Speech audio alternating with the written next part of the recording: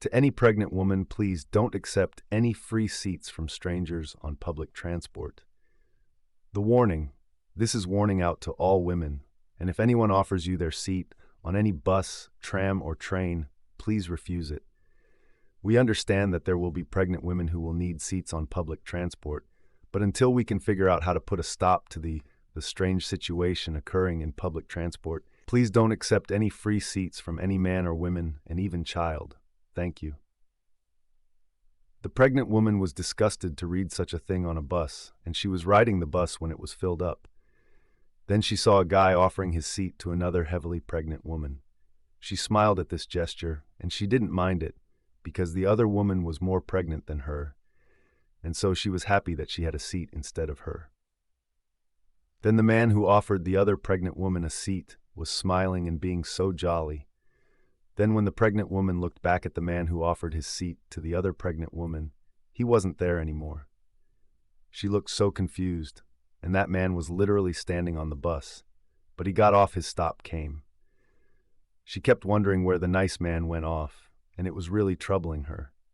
It was a mix between good and bad feelings fighting with each other. She thought to herself that the guy who offered his seat to the other pregnant woman was a nice man, because no other guy was offering their seats for pregnant women. Still, something was troubling her, and she kept thinking about how the nice man had disappeared too. It was so fast that hardly anyone would notice it except those who were deeply concentrating on it, like the pregnant woman. She hoped that he was fine, or maybe she didn't notice that the man got off the bus. Then one day she found herself on a crowded bus, and one guy offered her his seat. She knew about the warning signs about accepting seats from people on public transports. She felt a bit off today, and she really needed a seat. Then when that guy offered her his seat, she was so grateful. Then when she sat down on the bus seat that offered to her by the man, she found herself transported to an electrical chair. She was seconds away from being electrocuted.